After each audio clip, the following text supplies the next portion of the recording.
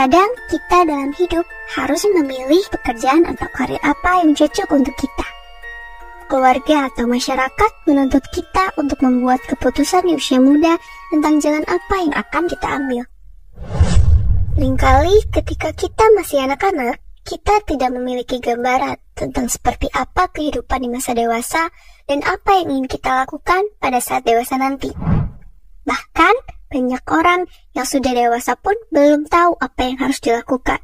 Apakah sudah berada di jalur yang tepat atau belum? Sayang banget kan, berapa banyak waktu dan energi yang terbuang ketika kita menjalani kehidupan yang tidak membuat kita mengeluarkan potensi terbaik dan tidak merasa bahagia. Karir atau pekerjaan yang membuat kita bahagia seutuhnya haruslah mengandung unsur 3P, yaitu play, purpose, dan potential, alias merasa sedang bermain, memiliki tujuan baik, dan membuat potensi diri kita berkembang. Ketika kita menyukai pekerjaan kita merasa sedang bermain. Makanya kita jadi merasa happy dan enjoy melakukannya. Selain itu, pekerjaan kita juga memiliki tujuan yang baik untuk melayani atau membantu sesama manusia agar hidup mereka lebih baik lagi. Ini yang akan membuat kita merasa puas secara batin. Terakhir, pekerjaan kita juga membuat kita mengeluarkan potensi terbaik dari diri kita. Ini yang akan membuat kita merasa bertumbuh, berkembang, dan merasa berdaya. Dan ketika kita merasa berdaya, maka uang akan mengalir dengan lebih lancar. Untuk berdaya, kita harus berkreasi. Dan untuk berkreasi dengan maksimal, kita harus mengetahui potensi diri.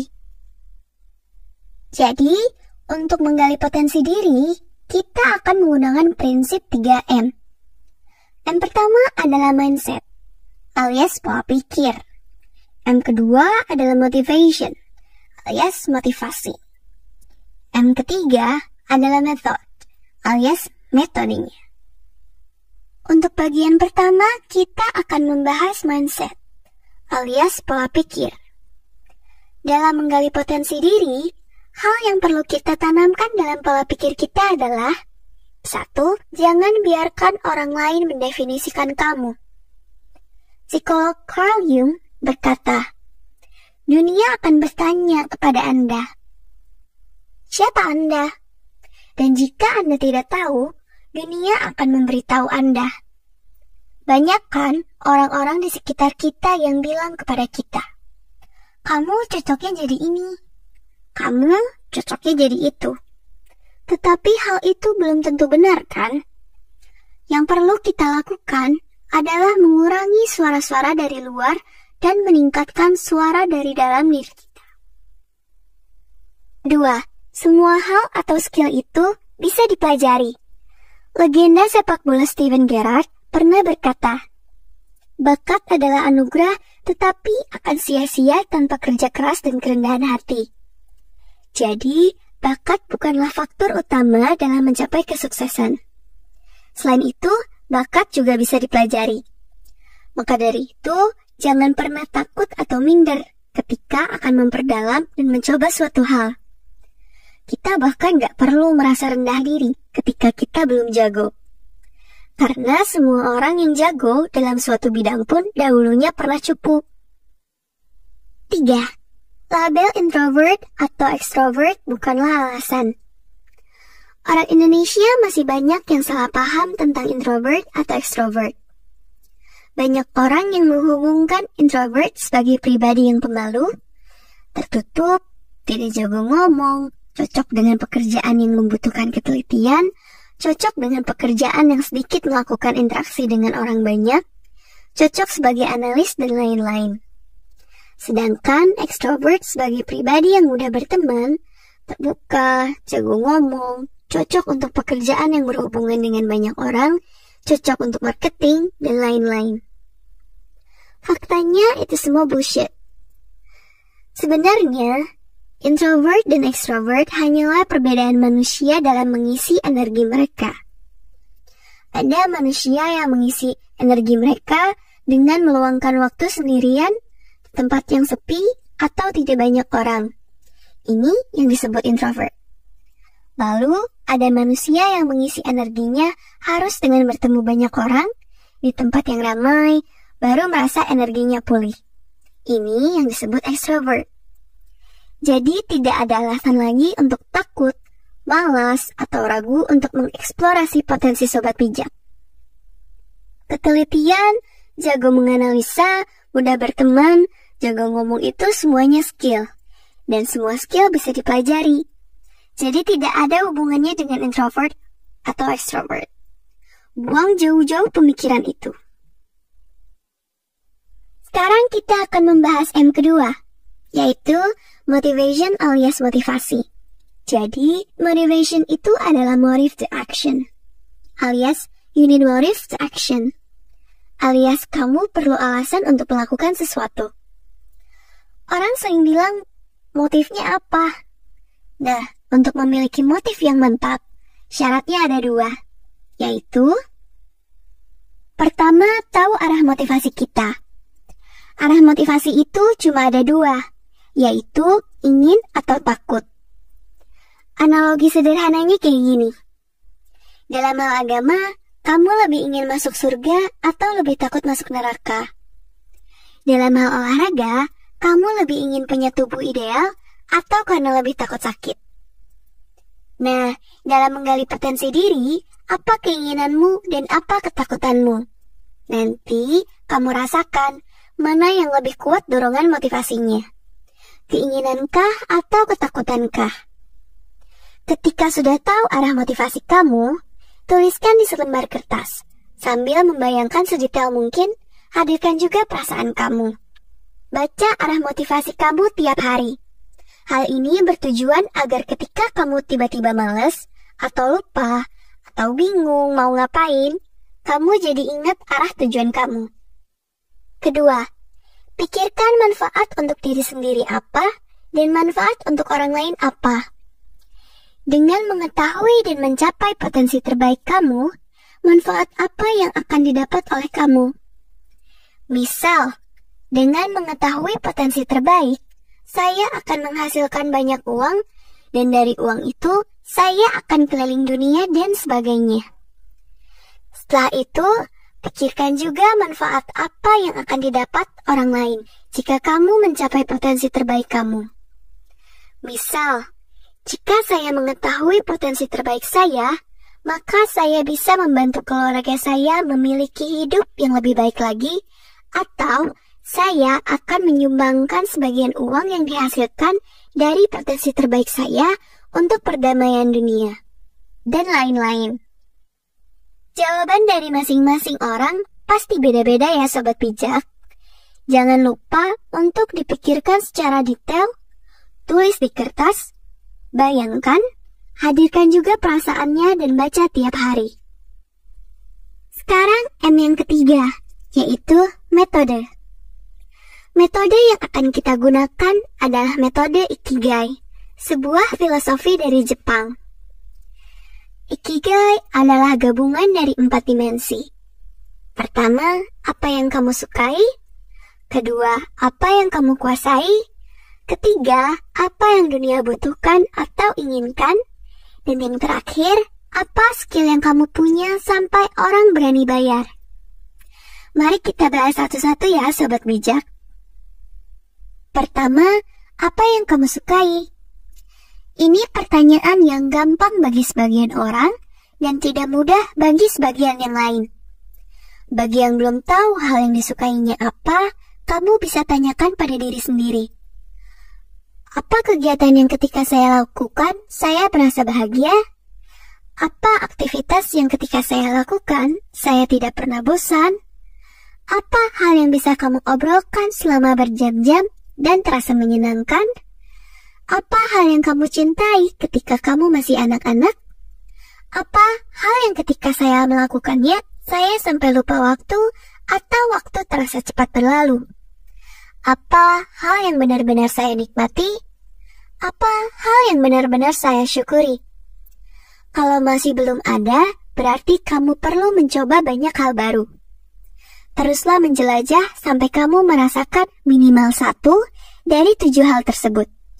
bahagia, tidak pernah merasa bosan, menyenangkan, cintai, lupa waktu, nikmati, dan syukuri.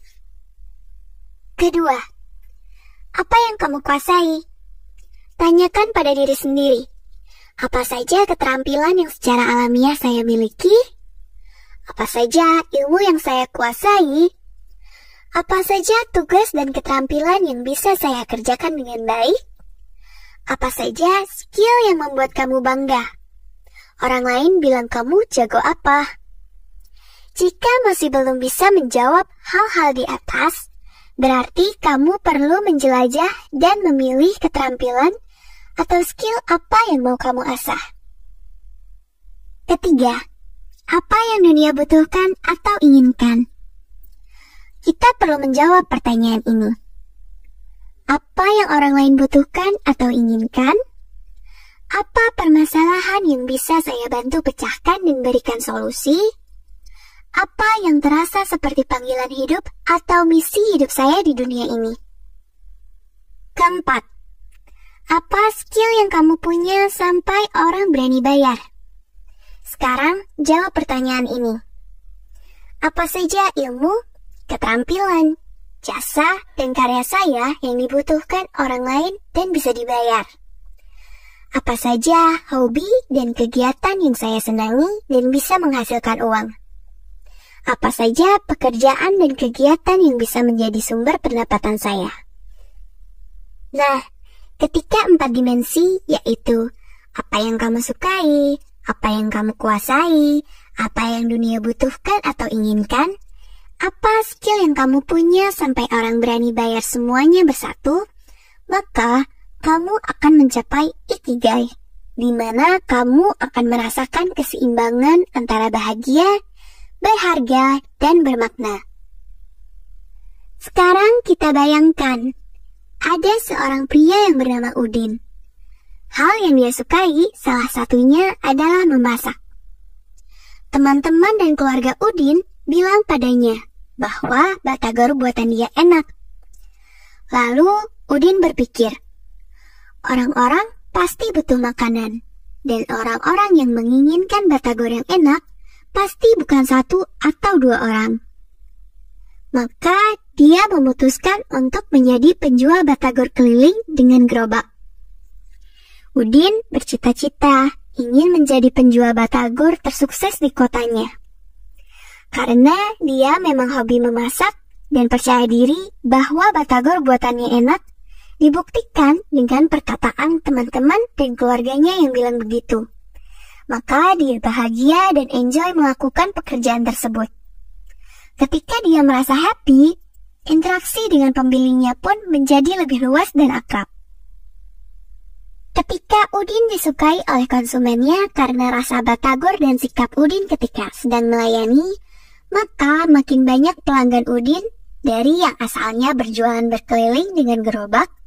Sekarang, Udin sudah bisa menetap menjadi pedagang kaki 5 dengan tenda. Ketika sudah menetap menjadi pedagang kaki 5 dengan tenda, Udin berpikir lagi, gimana caranya agar saya bisa melayani pelanggan dengan lebih baik lagi, agar pelanggan merasa lebih puas lagi, dan hidup mereka lebih baik lagi setelah membeli batagornya. Maka Udin belajar cara mengolah bahan-bahan batagornya dengan lebih higienis dan sehat lagi. Seperti tidak menggunakan minyak jelantah dan pengawet. Selain itu, Udin juga menyajikan batagornya dengan lebih profesional. Karena hal tersebut, pelanggan Udin semakin banyak dan loyal. Sampai-sampai Udin bisa menyewa sebuah ruko di pinggir jalan raya agar bisa menampung pelanggan lebih banyak lagi. Dengan laba usaha yang meningkat signifikan, dia mulai berpikir, bagaimana saya bisa mengelola uang keuntungannya dengan lebih efektif. Maka dia belajar ilmu keuangan dan bisnis. Ketika ilmu Udin bertambah, usaha dia makin pesat. Udin membuka cabang-cabang lain di kotanya.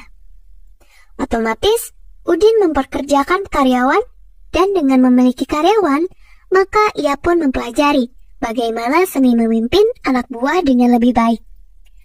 Tidak sampai di situ, Udin memiliki rencana untuk buka cabang di ibu kota. Maka Udin perlu investor.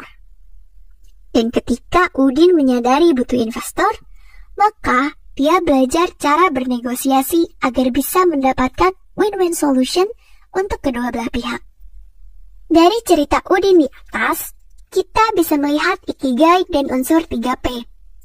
Play, purpose, dan potential. Play, Udin merasa enjoy dengan pekerjaannya. Purpose, Udin memiliki tujuan untuk melayani konsumennya agar mengonsumsi makanan yang enak juga sehat. Di mana sekarang ini banyak makanan yang enak tapi tidak sehat. Potential, karena Udin memiliki tujuan yang baik dan cita-cita yang tinggi, maka dia terus menggali potensi dalam dirinya semaksimal mungkin. Dari yang awalnya hanya memiliki skill memasak, sekarang dia memiliki skill keuangan, bisnis, seni memimpin, bernegosiasi, dan daftar terus berlanjut. Unsur potensial ini erat kaitannya dengan cita-cita kita. Jika cita-cita kita kecil, maka kemauan untuk terus menggali potensi diri juga kecil. Jika cita-cita kita besar, maka kemauan untuk terus menggali potensi diri kita juga akan besar. Bung Karno pernah berkata, "Gantungkan cita-citamu setinggi langit. Bermimpilah setinggi langit. Jika engkau jatuh, engkau akan jatuh di antara bintang-bintang."